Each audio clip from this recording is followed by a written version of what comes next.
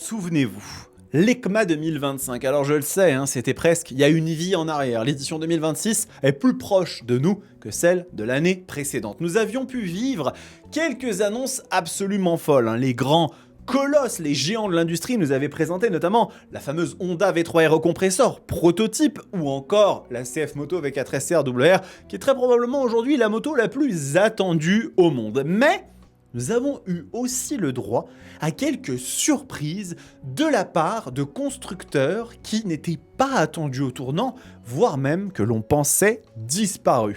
Vous savez bien à qui je fais allusion ?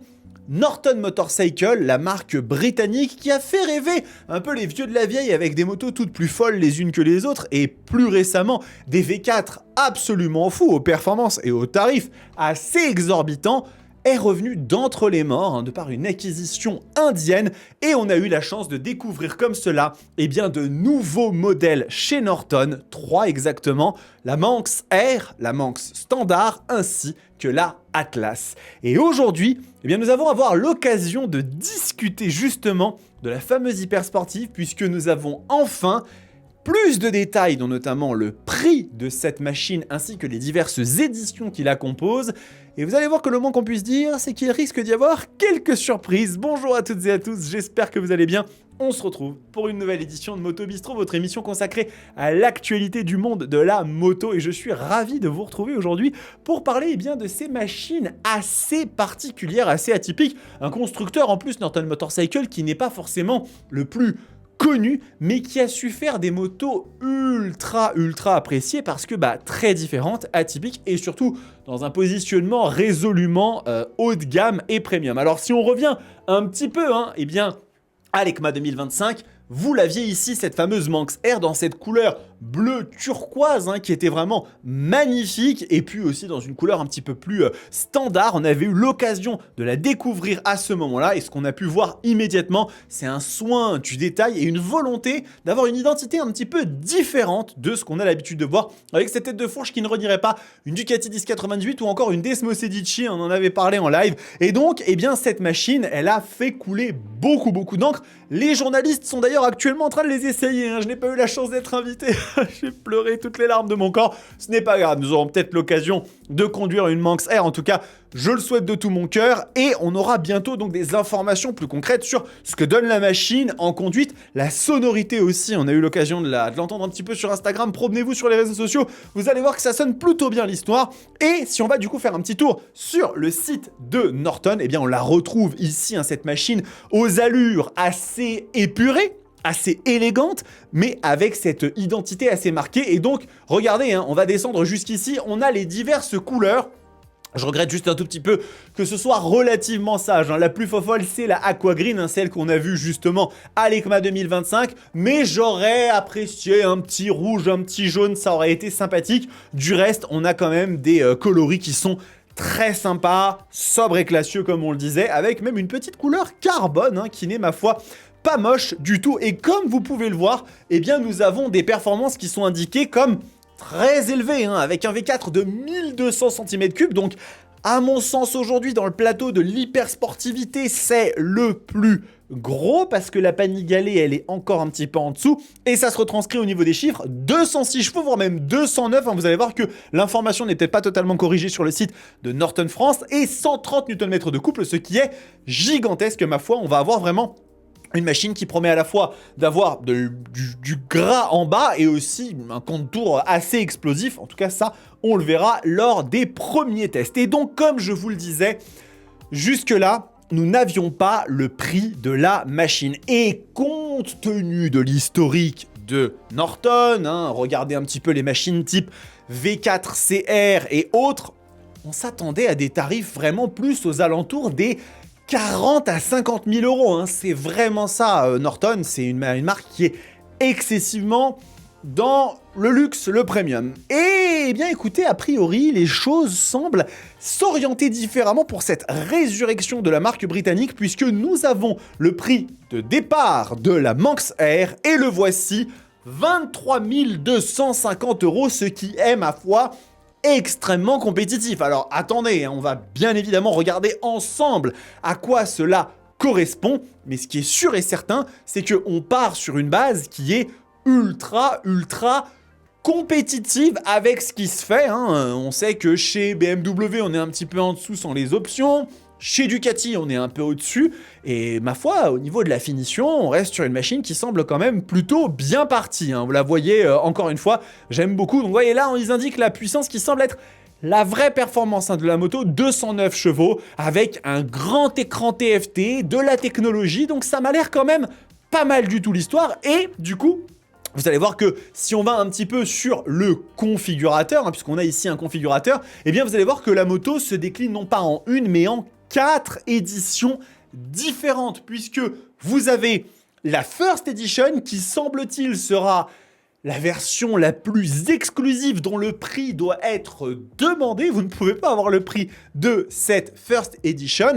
Ensuite, vous allez avoir une R signature à partir de 43 750 €. Donc là, on est sur du très lourd. Manx R Apex à 29 750 € et finalement la Manx R standard à 23 250 €. Donc c'est ici que va se situer justement ce prix d'appel. Alors, en quoi ça consiste? Qu'est-ce que ça va nous donner un petit peu si on regarde le prix de cette moto par rapport aux diverses éditions qui l'accompagnent? Eh bien, la Manx standard, elle est dotée de suspension Marzocchi traditionnelle avec un réglage manuel, des jantes en aluminium moulé, ce qui n'est vraiment pas mal de base, commande au pied forgé, un silencieux en inox, une configuration biplace passager et conducteur et d'un carénage en composite. Bien évidemment, elle est dotée de ce fameux écran TFT 8 pouces avec notamment régulateur de vitesse, traction control, 5 modes de conduite, ABS en courbe et un launch control. Donc déjà, j'ai envie de vous dire que sur l'édition de base de cette machine, on est quand même pas trop mal. Et il est vrai qu'effectivement, si on va chercher une S1000 RR ou une RSV4 dans la configuration d'origine, on va retomber à peu de choses près sur ce genre de tarif avec des jantes en aluminium, ce qui, ma foi, est quand même un gage plutôt de qualité. Mais qu'est-ce que ça donne si on va justement sur les modèles du dessus? Eh bien, je vais vous donner ça. Sur la version Apex, là, on va avoir des jantes forgées en aluminium toujours et des suspensions semi-actives Marzocchi à réglage électronique. Et alors là, il est vrai qu'effectivement, dès lors qu'on commence à faire rentrer dans l'équation de la suspat semi-élec, on va vraiment monter en termes de tarifs, mais aussi en termes de qualité d'éléments, sachant que ce qui est quand même intéressant à mentionner, c'est que sur toutes les versions de la Manx R, on a les fameux étriers Brembo iPure qui sont adjoints, et donc ce qui veut dire que vous ne souffrirez pas d'un problème de freinage, d'un manque de freinage, de puissance de freinage, de qualité de freinage sur la version de base, mais la version Apex aura donc ces fameuses jantes qui sont magnifiques, forgées en aluminium, ainsi que donc les suspensions semi-actives. Et là, on est à 29 750 €. Donc on commence plus à rentrer effectivement dans le domaine d'une Panigale entre une V4 et une V4S. C'est vrai que c'est un prix, on est à peu près à mi-chemin entre deux eaux, puisque dans ce tarif-là, il n'y a pas énormément de machines qui se battent. On peut aller chercher de la S1000 RR très optionnée, mais c'est vrai qu'on est plutôt sur quelque chose d'assez unique. Et finalement, il reste une édition de la Manx, dont on connaît le prix, de cette fameuse Manx R, c'est l'édition signature. Et alors l'édition signature, qu'est-ce que ça donne? On est sur un package avec une configuration cette fois-ci monoplace, carénage en fibre de carbone, donc là ça commence à rentrer dans du très lourd, des jantes Rotobox Bullet Pro en fibre de carbone et des animations spécifiques du tableau de bord. Donc là forcément, on rentre vraiment dans un domaine qui est beaucoup plus exclusif, et dès lors qu'on commence à parler de fibre de carbone, vous vous en doutez, les prix explosent et on est donc à 43 750 €, ce qui met immédiatement cette édition signature dans un domaine qui correspond beaucoup plus finalement à celui d'une Panigale V4 SP, voire même d'une Panigale V4R. Donc c'est quand même un domaine qui est encore au-dessus en termes de performance.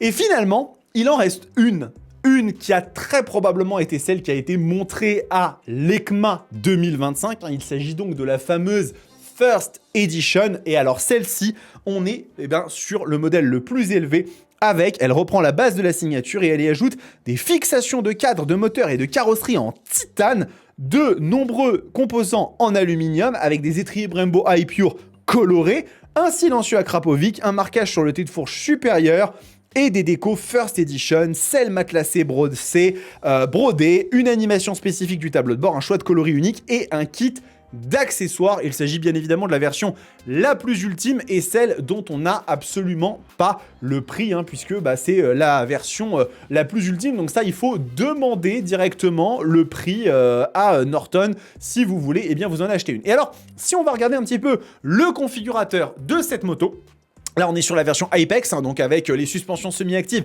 et les jantes forgées. Et regardez, on a quelques petites choses qu'on peut rajouter, dont notamment un échappement Akrapovic titane homologué qui coûte quand même 5400 €, 5340. Et regardez le détail de cet échappement. Je n'ai jamais vu un Acra comme cela. Et on voit clairement ici, dans cette présentation, que Akrapovic a travaillé en étroite collaboration avec Norton pour donner vraiment un design qui est totalement unique et vraiment en phase avec cette âme, cette identité de la machine qui se veut encore une fois extrêmement premium, extrêmement classieuse, très britannique finalement dans l'esprit. On peut aussi rajouter sur la version Apex si on le veut, les jantes Rotobox sans forcément aller faire exploser les prix avec le carénage en fibre de carbone. Vous avez aussi la possibilité de rajouter des petits éléments de carbone comme ça sur les côtés, les flancs de carénage, ainsi que ici des remplissages de tableaux de bord sur le côté pour, vous savez, normalement ce sera en plastique, ça peut être en fibre de carbone, ce qui est plutôt pas mal parce que c'est un endroit quand même où on passe un moment.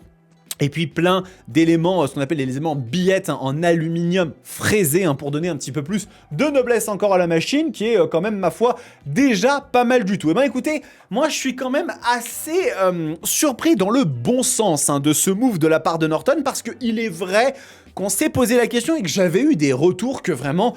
On s'attendait à des motos qui allaient coûter dans les 50 000 € et certaines sources qui avaient même été approchées par Norton pour devenir potentiellement distributeurs et revendeurs Norton se sont regardés en disant mais jamais ça passera. Pour quelle raison quelqu'un va vouloir aller acheter une machine à 50 000 € d'une marque qui renaît et dont on ne sait pas trop vers où elle va aller? Là effectivement avec un prix de départ à 23 250 €, écoutez, on est quand même sur quelque chose qui me semble beaucoup plus raisonnable avec une moto qui semble compétitive, tout du moins sur le papier, un peu plus cher, mais finalement ce que vous allez payer c'est aussi ce placement assez prestige, assez premium de Norton, mais à 23 250 €, la version de base, c'est pas comme si on vous annonçait, bon la première coûte 30 000, elle a pas de suspension semi-active, elle a aucun élément noble, non, là l'électronique reste la même, on a un V4 qui souffle le feu de Dieu, on verra bien si ce dernier il est vraiment à la hauteur lorsque les premiers tests des journalistes arriveront. Mais en tout cas, écoutez, je suis très preneur de vos avis. Dites-moi ce que vous en pensez. Est-ce que vous trouvez que Norton s'est bien placé là sur ce truc-là, s'ils ont fait une bonne opération? Je trouve pour ma part que c'est vraiment pas mal et j'ai hâte de voir comment cette machine va évoluer dans le temps. Vous savez que Norton, ils ont trouvé un distributeur pour la France, mais que bien évidemment tout ça va mettre un peu de temps à se mettre en place. Mais... il y a potentiellement quelque chose à réaliser, il y a un coup à jouer. Donc écoutez, maintenant ce que j'attends avec impatience, c'est bien évidemment qu'on ait des infos sur la Manx, qui est donc la version Roadster, celle qui m'intéresse un petit peu plus. Et en attendant les amis, si vous n'êtes pas encore abonné à la chaîne, c'est vraiment le meilleur soutien que vous puissiez m'apporter. La première ligne de défense de la Roadster TV, c'est les abonnés. C'est ce qui permet d'être approché par des marques comme potentiellement Norton pour essayer leur machine. Donc écoutez, si vous appréciez le travail, n'hésitez pas. Et en attendant, on se retrouve très très vite pour de nouveaux contenus. Prenez soin de vous, kiffez vos bécanes. Ciao!